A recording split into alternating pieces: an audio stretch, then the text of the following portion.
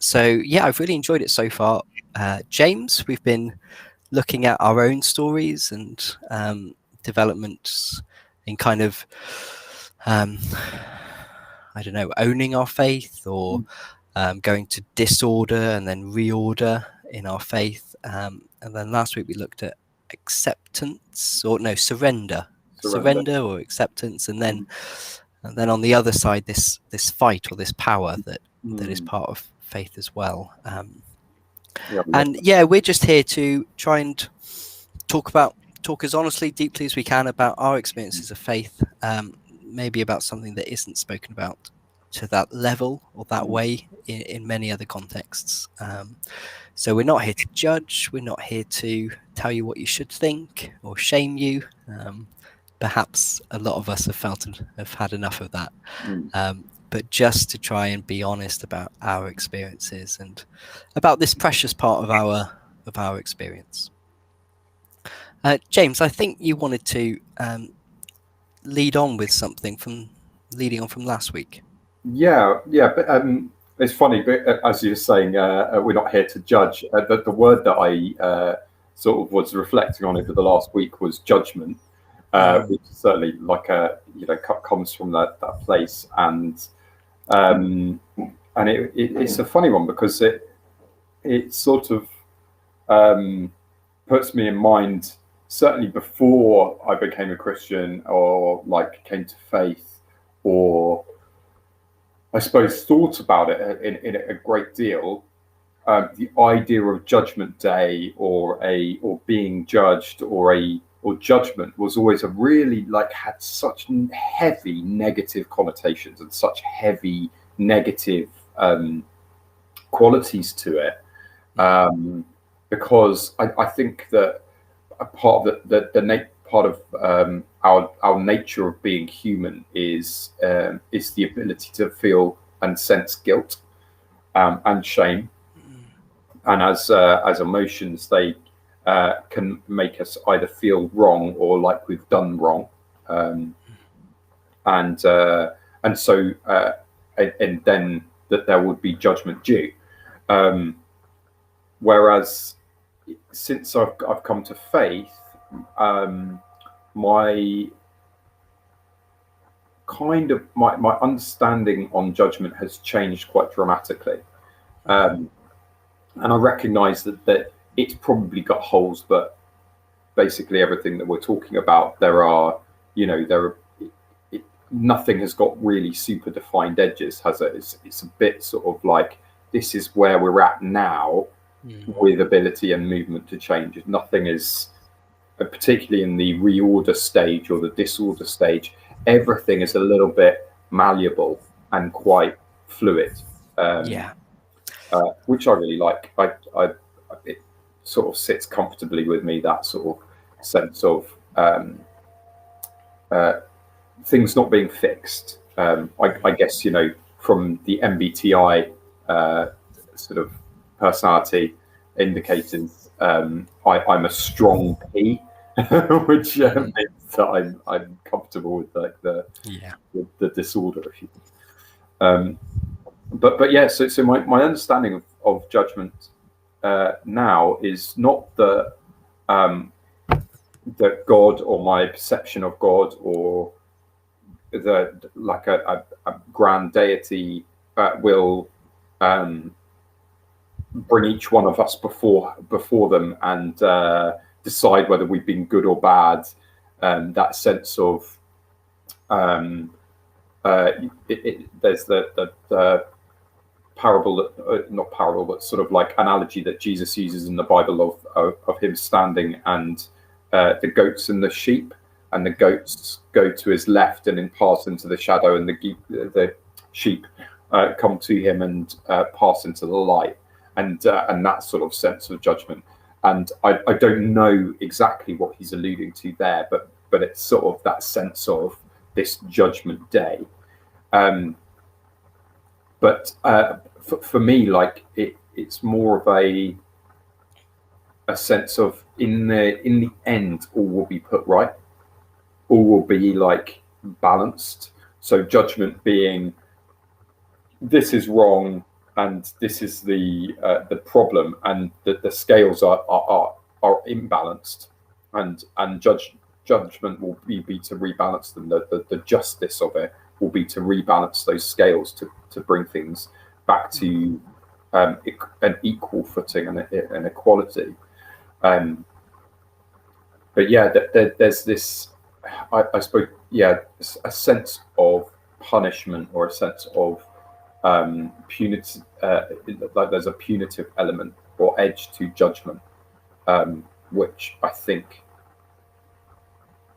for me especially sits badly, doesn't sit well, and I couldn't for a really long time I couldn't express why, or didn't really have the forum or the format to talk about why. So I'm really grateful to these sessions, because we can kind of go, I'm not really sure about this. This is a bit weird.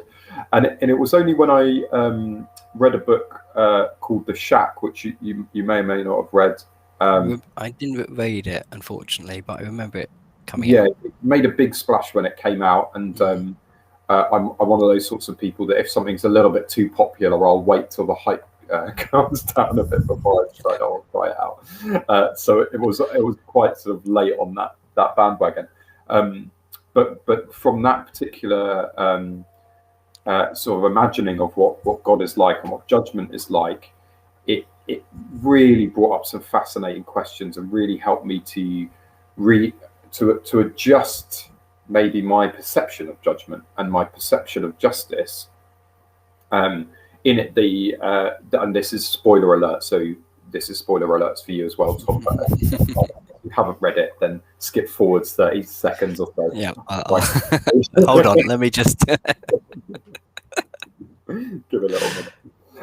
Effectively, the main character is brought for judgment, and he's going for judgment, and he's being led by Sophia, wisdom, for judgment.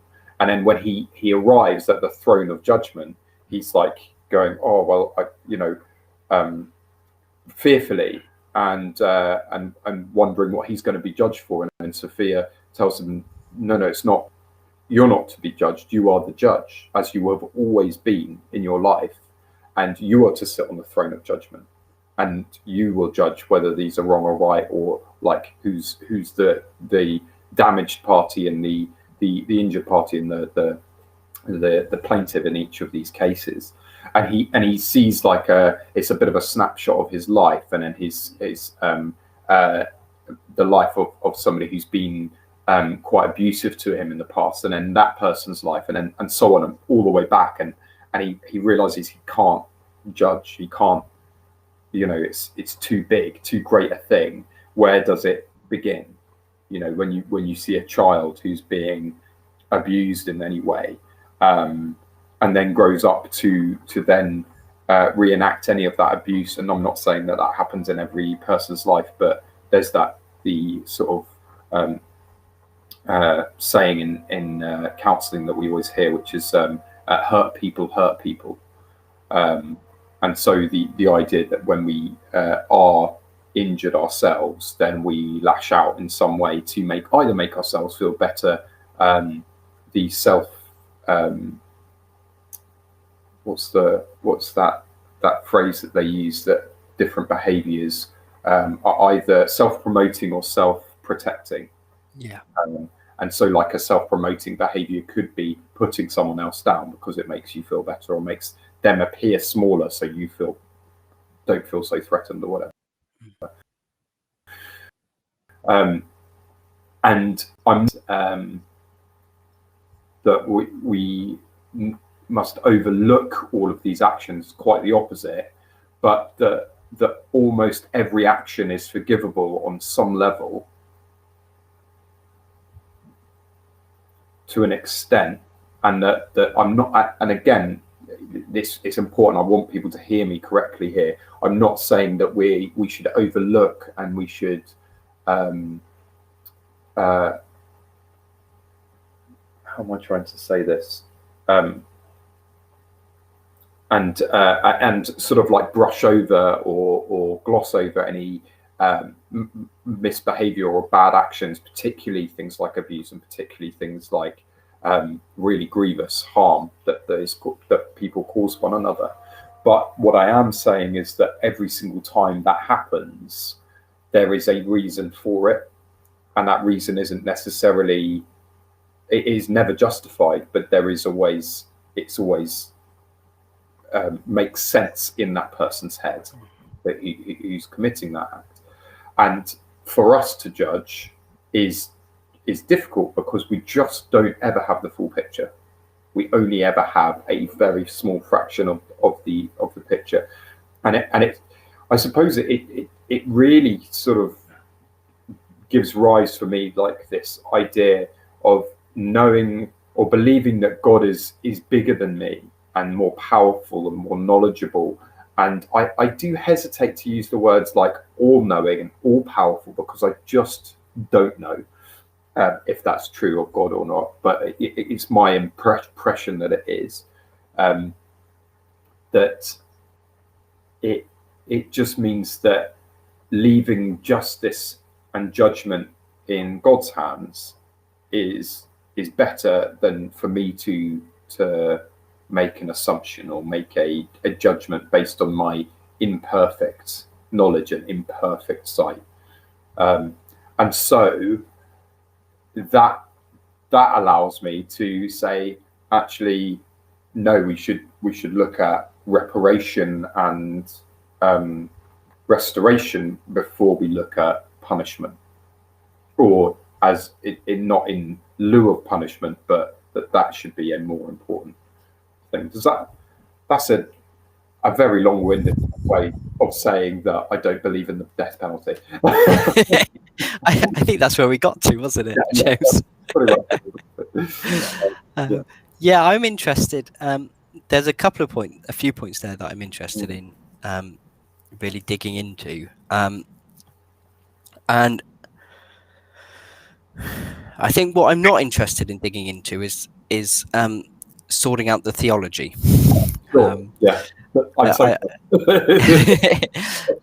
and because I just feel like I keep going to my head, and then it gets a bit knotted, and then it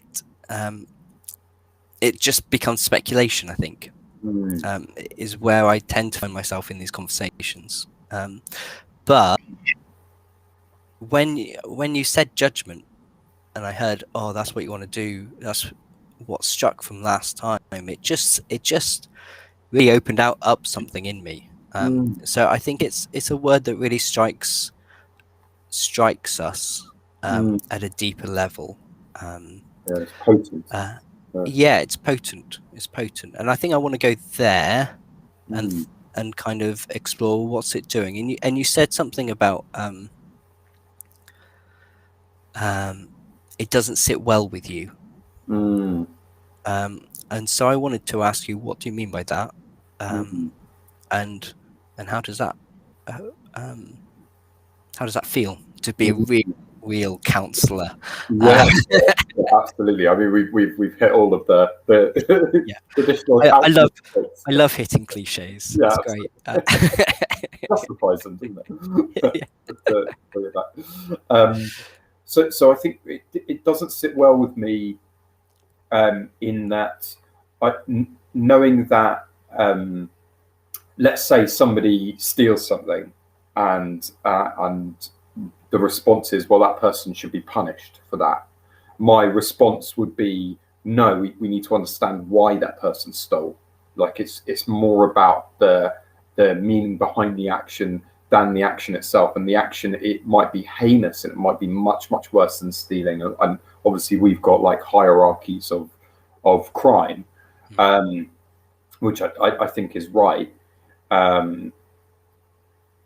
But there's an element of, if you understand why that person commit the crime, you can then go much further to righting the wrong than you can by just punishing the crime. Sorry, Karen. Yeah, sorry. Yeah. When you were talking, I was thinking, it feels like something or someone is being silenced when we judge. That it's almost like, or some part of something valuable or some meaningful part of someone's life is being ignored or sidelined when we judge like that. Yeah. Um, Yeah. and that I'm just, that doesn't sit well with me, you know, Yeah. because then suddenly I'm put on the pedestal. It's That's a way right. of, Yeah. it's a way of kind of like, oh, I'm not like that. Differentiating people, and suddenly you bring categories and say, oh well, Mm, I'm a good person and this is a bad person because I don't do this and they do that. And it's like, yeah, yeah, but they do that because they have to, or because that's what they know, or because they don't, they, you know, if they don't do that, then something else happens. I don't know, you know. I'm not saying that what everybody does is right. I mean, I'm dancing around it. In my head, I'm thinking of like um, things like abuse and murder and assault and rape and all of these sorts of horrendous crimes that you can think of that yeah, you really think there is no justification for them. And I agree, there's no justification, but there is still reason for them. However, well, I say however faulty, obviously faulty reason, but there is reason, yeah, and that is that is the crux of it. That's where we need to get to, in order to in order to understand better the person who's committed the crime, and go some way to either repairing them and redeeming them and bringing them to a place um, of understanding. Because I think that there's no greater sense of justice for me than someone fully empathizing with a victim, like that like fully understanding the impact of what's happened with who it's been committed upon. I lost all my words halfway through that, but you know, I think that there's like that an increase in empathy is so valuable, that but we overlook it and we don't. But partly because when we are looking upon someone who we've then separated, this person is a murderer, whatever label we've stuck on them, and we've separated, as you say, put ourselves on that pedestal, and they're down there, and we're able to shine our light of judgment onto this individual and separate them out, isolate them. We are then what we do by doing that is separate, and we don't empathize. Whereas empathy is going, hang on a sec, this person is a human and has done something that we realize that we are capable of doing.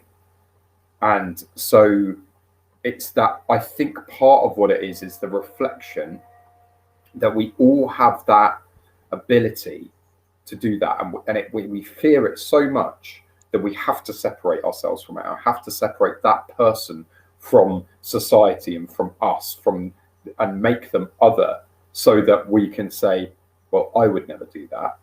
We would never do that. This person is different. This is and it's like, it's to an extent, it's scapegoating, isn't it? By pushing them out and punishing them, you are taking away your own sort of badness or darkness, and going, well, it's that person has got it, but I haven't, because I've never done that. But then people have had thoughts in that direction. I suppose Jesus again talks about this when he says, it must be the Sermon on the Mount. It's a big famous bit where he talks a lot, where he says, you know, if your eye causes you to sin, pluck it out. If your hand causes you to Sermon sin, on the Mount. pluck. Yeah, And it's Sermon on the Mount. So he and he's going like further than you know. He's saying that it's about your heart, not about your actions, because like the actions are an extension of what's in your heart. but we can all harbour ill feeling and evil in our hearts without acting upon it. But there are some of us who will act on it, who do act on it. Um, yeah, for Yeah. whatever reason. Yeah, I think I'm um I'm feeling. I think there's two things. One was oh, lost it. What was I going to say? I think the so without wanting to go into theology, I think the doctrines of hell and maybe hell especially can force us into othering quite quickly, because if we start to get in touch with those what we share with the other people, then we start facing hell. You know, like, are we on a slippery slope? And if I see that in me, is something happening? Or and also I think it's maybe subtle that if I start to see that in me, am I going to accept it or give it space? And then in some way, and it's kind of easy to shove it, well, kind of This is shove it, but really it's shoving it out and trying to shovel it out. And it's interesting that thought of Jesus saying, if your eye is causing you to sin, take it out. Like, that's not the same as shoving it out. You know, that's there's a taking responsibility or ownership of, oh, this is me. This is what goes on in me. This is us. This is what goes on in us. And this is what I'm going to do about it consciously. And there's the unconscious process of shoving it onto other people and othering them, and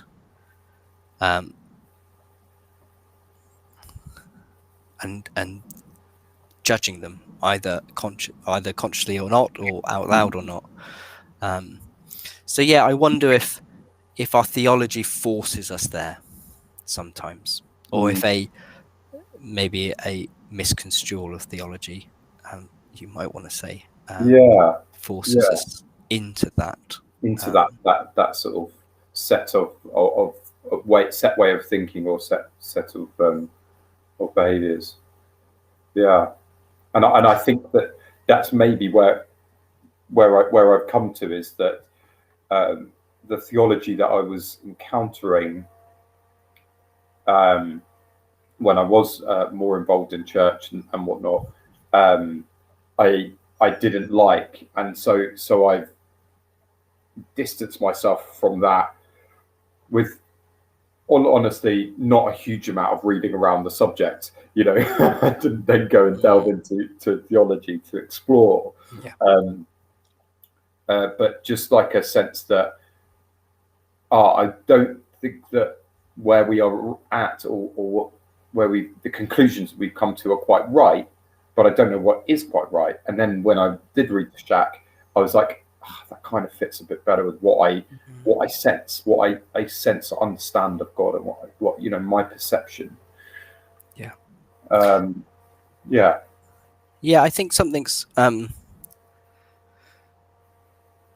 lost it. What was I going to say? Something's going on there.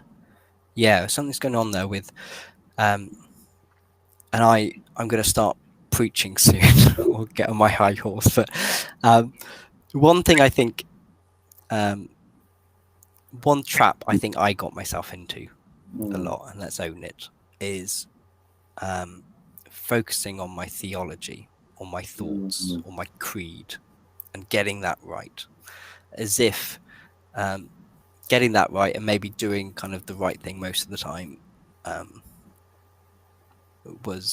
would mean I'm a Christian, and then I'd avoid hell or avoid judgment by and maybe it wasn't hell I was worried about, it was more the judgment of the community I was in. I think that's there.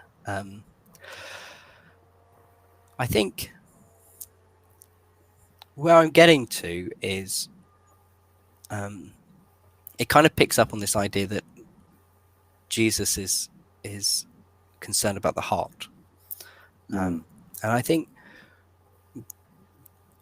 it's about getting in touch with what's happening deeper inside me, Mm. that is usually felt in my body, in some way. And this kind of, you said it didn't quite fit. It kind of, there's a jarring, or there's a, Mm. like something's trying to squish in and be pushed out at the same time. Um, and I and instead of trying to avoid that, I think I'm trying now to see, okay, what's happening there. Mm. And it might be that my theology doesn't fit with that at that point. My head theology doesn't fit, and it's trying to force it in there. But actually, I think that's all wrong.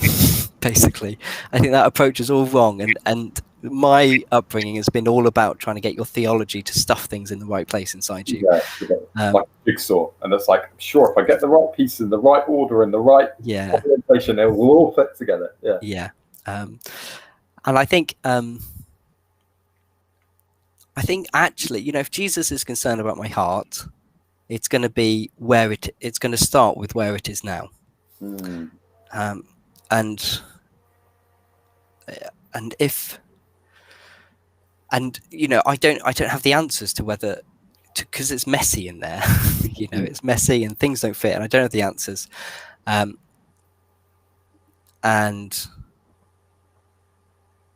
but I think that's the process that is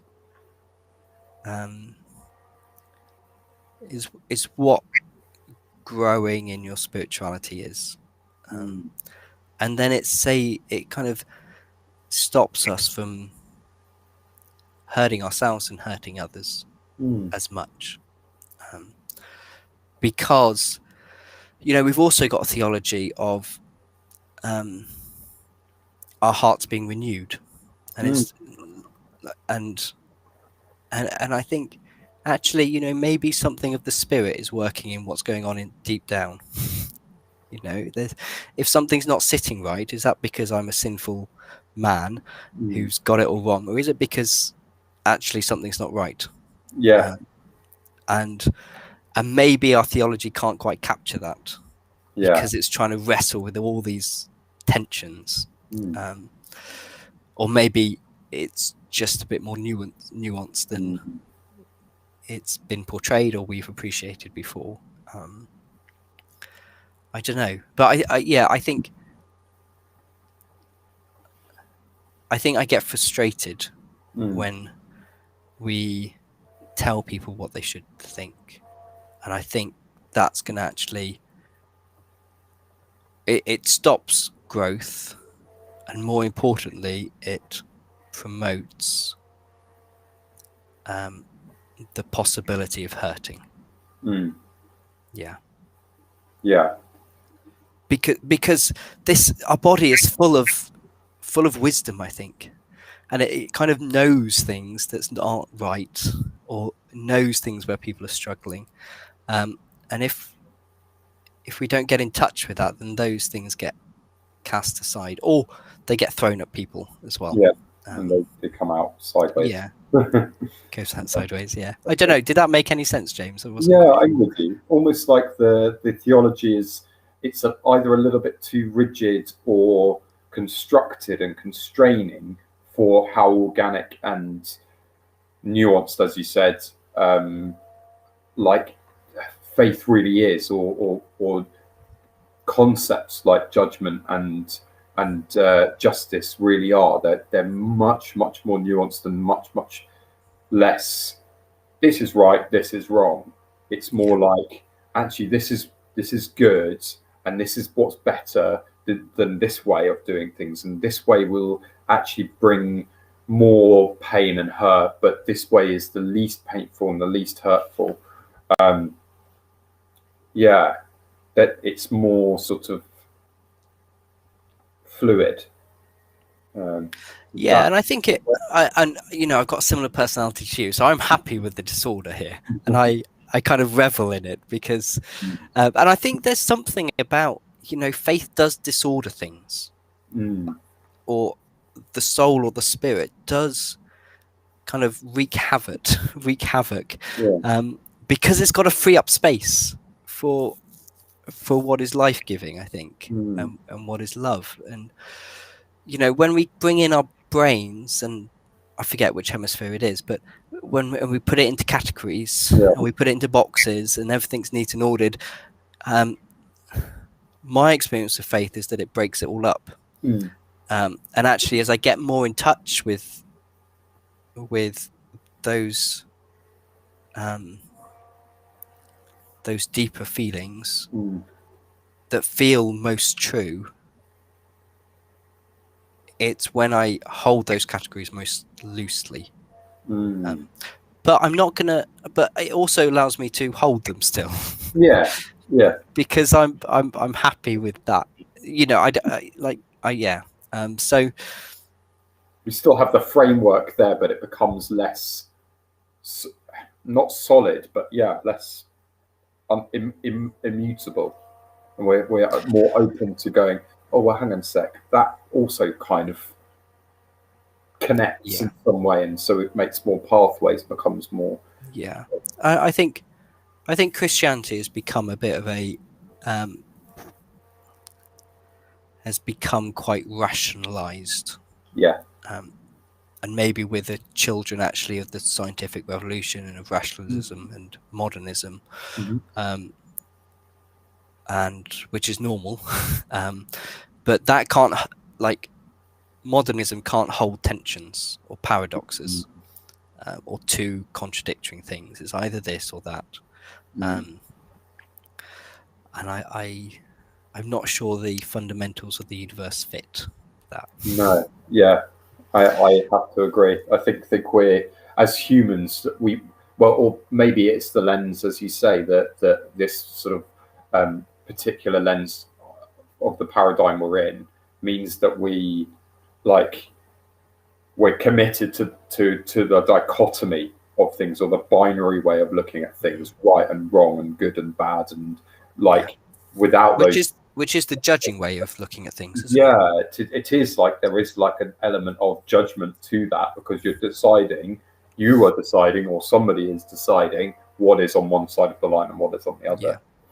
Yeah, Um, and it kind of fascinates me a little bit, like looking at the LGBT community, and knowing that there is, and I know this, I say this knowing people in that community, and that there are people on kind of like different, with different perspectives here, but there are people who see everything as a spectrum and everything is fluid, and then other people who are like, no, there are distinct categories, um, and that some people are very can be very accepting that people can have like a fluid identity with regards to their sexuality or gender, or that sort of part aspect of identity, and yet when it comes to faith and religion and um, words about God, we then become very static, very rigid, and very like binary, and very like categorized in it. And so I would say I identify as somebody who is on the spectrum of spirituality, mm, but where I fall exactly, I have no idea. I think that I think it kind of makes me feel a lot more comfortable about saying I have a faith, and saying that I believe in God, and that I follow Jesus, and that um, I believe in Holy Spirit, and I pray, and I meditate, and I do believe in miracles and the power of healing. But I understand pretty much nothing, and my theology is unfocused at best. I like that, an unfocused theology. Yeah, Focused. It's it kind of is really secondary, I haven't built my faith on theology.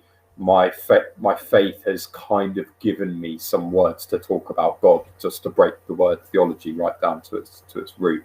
I have words about God that come from my faith. And one of those words about God, or to do with God, is judgment and justice. And from that, it kind of, and I suppose that's why my idea, my concept of that sort of like judgment top-down view doesn't work, because my God isn't top-down view. He is, they are, it is, I don't really know, inside out. So it's much more about, as you said, heart, rather than about, you know, what other people are doing. But it does become about what we do, but it starts inside. Can I pick up on that, James? Yeah, of course, please do. Yeah, because one thing I was also thinking about today was thinking about our God image, and I think by that I mean we've talked about our heart and our body and kind of what we feel, and it's kind of what we feel God is like, and that could be negative or positive, and it could so and I remember reading something maybe written from a more Catholic view, but he was kind of, you know, growing up he was kind of taught or God is loving. So he was like a big friendly, I don't know, Uncle Joe or something, who gave you presents or something, and Uncle always George, smiled. Yeah. I think I've read this analogy. Yeah. Have you? Yeah. And then a few years later, you're told that actually Uncle George? Did you say? George, yeah. Uncle George has in the back. He has kind of in the cellars a big burning pit where he throws people, and and suddenly your Uncle George, I don't know, takes on this completely different character. And I think for me, you know, there's many things that can impact that view of what God is like I guess what we're told, and maybe our significant others or parental figures can influence it. But I'm interested. It sounds like you've kind of moved to kind of sussing out and trusting something deeper about who God is. Yeah. So I'm interested in that, James. And yeah, I'm really glad actually that you touched on that analogy. It's I, for the life of me, I can see the cover. Yeah. And like, you know, hopefully somebody will comment or yeah.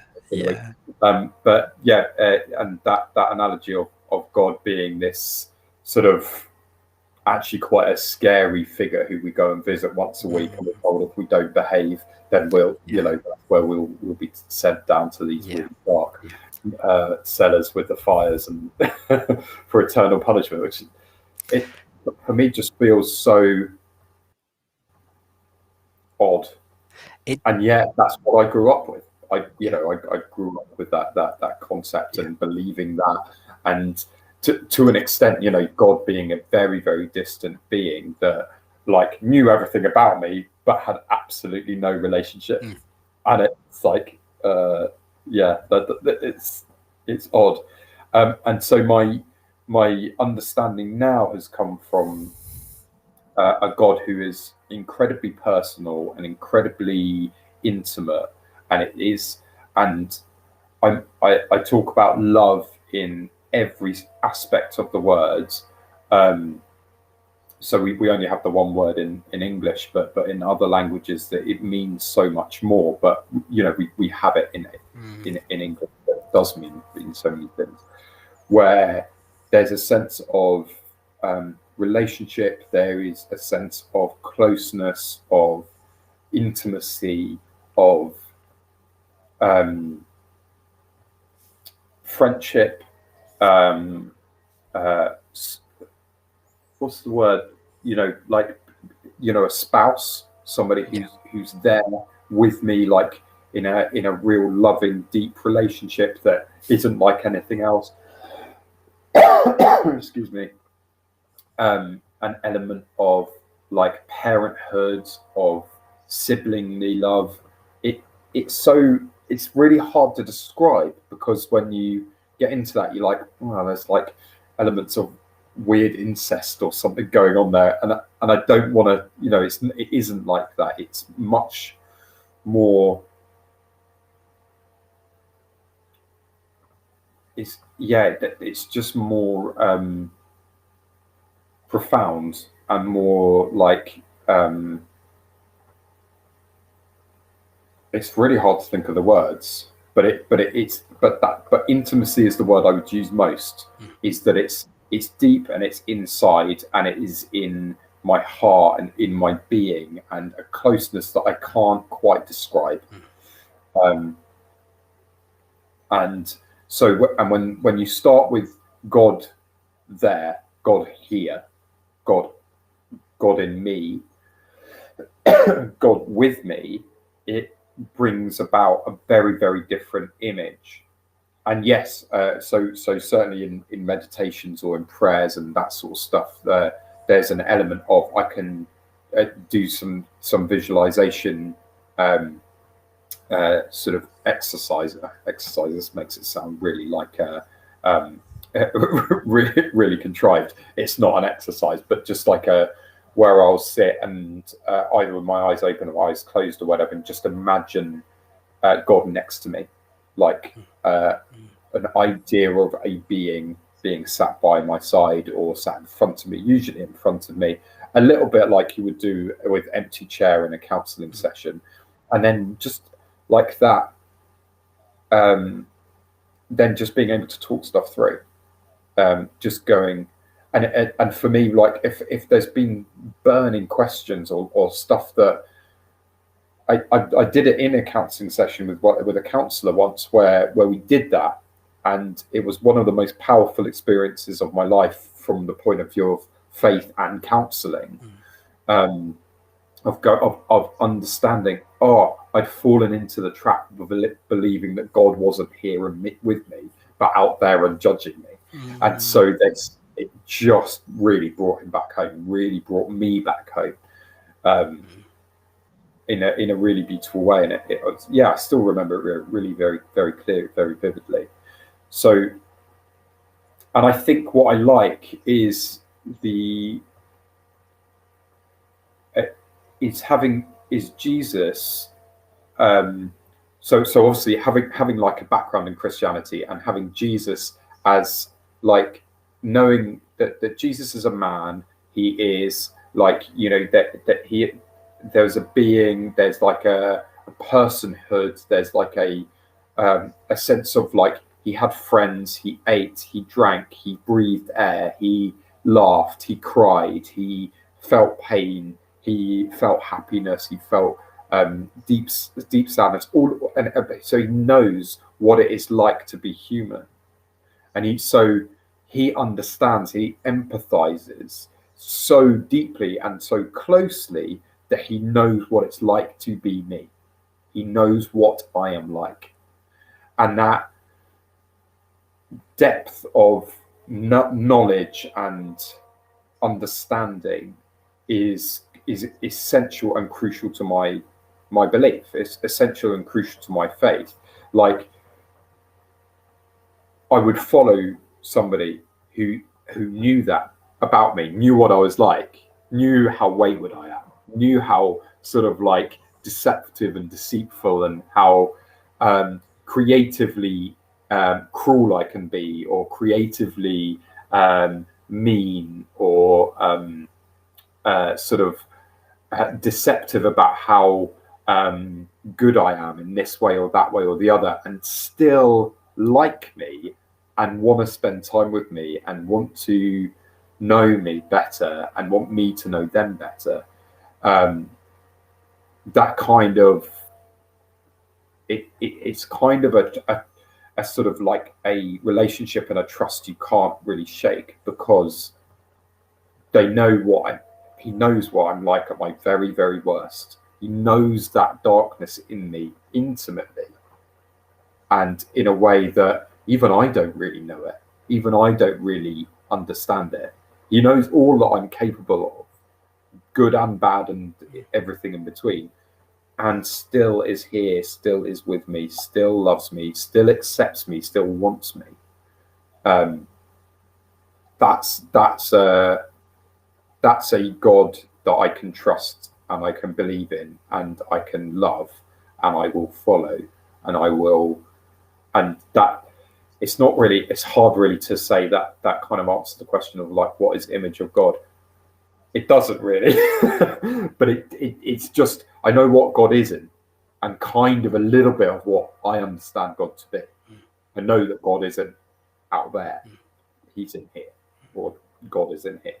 I say they because there's like kind of an idea of God being a, in plural, Father, Son, Holy Spirit. We understand as Trinity. In like Genesis, it talks about Elohim, which is like gods, not God. It's not singular. It's plurality in that.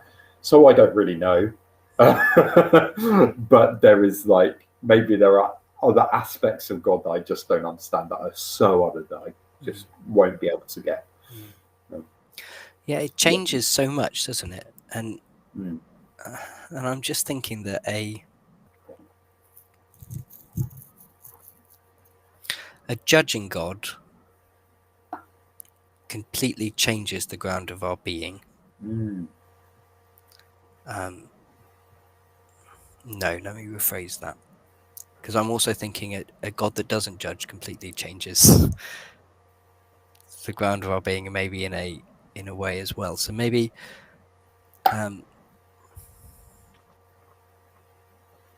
but yeah, I guess let's start with it, because if there's a top-down God that's Mm. constantly looking at us, constantly kind of a bit, it's like Santa, isn't it? Like Mm. checking, are Yeah, we good or okay. bad? With love. And Yeah. I spend my life trying to prove myself. I Mm. spend my life unsure and trying to prove, oh yeah, I am good enough.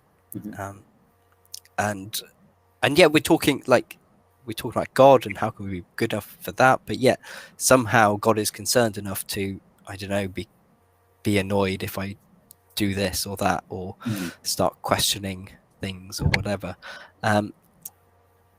But when we start off with a God who is love and who is from eternity infinitely in love with us, Mm. and has from eternity known us um,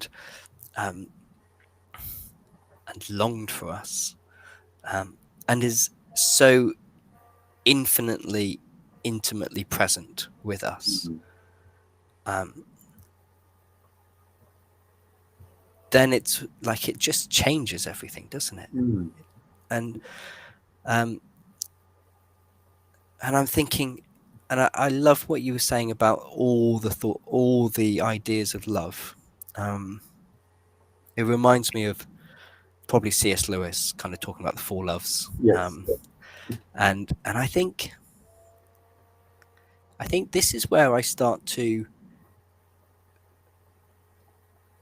find room for judgment that sits okay with me, Mm. is when we talk about eros in that, or the passionate um, side that we usually link with sexuality, but Mm. kind of a lover, and that that has to include jealousy, Mm. that has to include passion and anger for Mm. when that love is removed or hurt or threatened in some way. Mm. Um, Now, I don't get that, how it can passionately love somebody like that and the other party like that. um, but that's where I think that, yeah, that's where it fits with me. And that changes things as well. Like it's more than, remember reading somebody from biblical counseling, um, who I have a mixed relationship with. I came into counseling thinking it was everything, and Mm. but he has, maybe it was just a chapter or maybe it was an article, but he says, and more than just, and so there's a big thing in counseling about offering unconditional acceptance. Mm-hmm. And he has this thing about it being more than just acceptance or more than unconditional because of this passion. Because, you know, a God or somebody who's passionately loving someone else will hate things that harm them and will hate Mm-hmm. parts of them that are tearing them to pieces or bringing them down in some way, and will want to get rid of it. Mm. In a way that is also loving. Yeah. So there is, yeah. So, and I think that's where I sit nicely in Christianity, Mm. and maybe it's in a more mystical tradition or Mm. a different tradition than what I was before. But that's and I think that's when we approach it like that. Maybe we don't have to think so much about the theology Mm. in order to live. Yeah, that's certainly given me stuff to think about. I think I was reflecting when you were saying that about you know that like a love like that, an acceptance like that, a sort of like a wanting the best for somebody so much that you will hate anything that is getting in the way of that, or causing something to go wrong, or is um, standing in the way. Mm. My thought, that sort of like what I noticed in me, and what I noticed my reaction was like, well, no, maybe they don't hate that. Maybe they hate the harm that is caused, the hurt that is caused, the pain, but recognize that that is just a malfunction or a misfunction or a misfiring of something that is right but in the wrong place. That it's something that just needs to be adjusted or shifted, or that given the right circumstances wouldn't be like that. It's just something that's grown funny, a little bit like so just for an analogy time. If you've got a plant and its roots are, I'm saying this because I'm just being locked down doing loads of plant stuff, and I've got like hundreds of plants on my windowsill, so it's just in my line of sight. Repotting plants, if they're all really constricted and so on in the plant, in the pot, then they can't grow properly.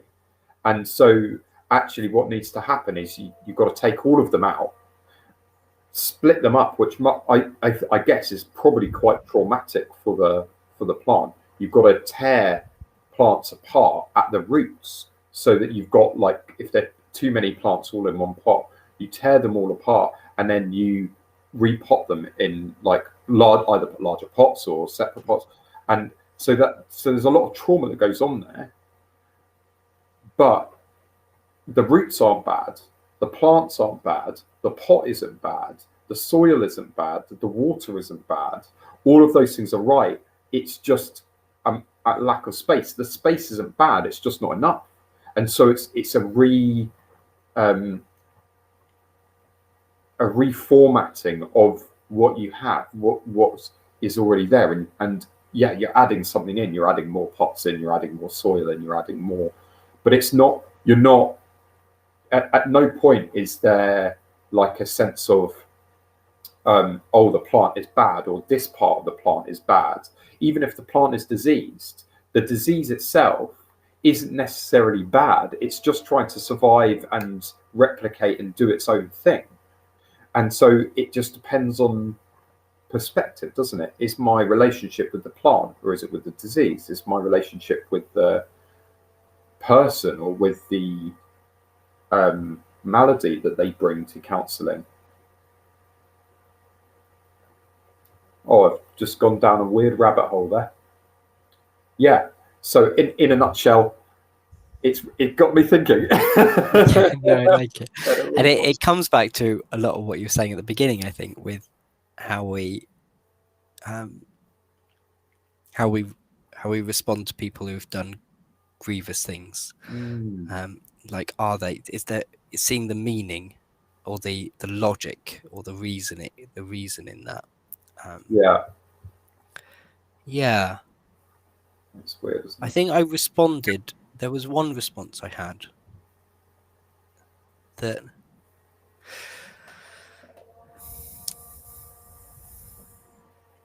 and maybe that I'm feeling that hasn't been said or not said by me. I think Mm. you may have said it more, but um, what we're not saying, or what I'm not saying, is, evil is.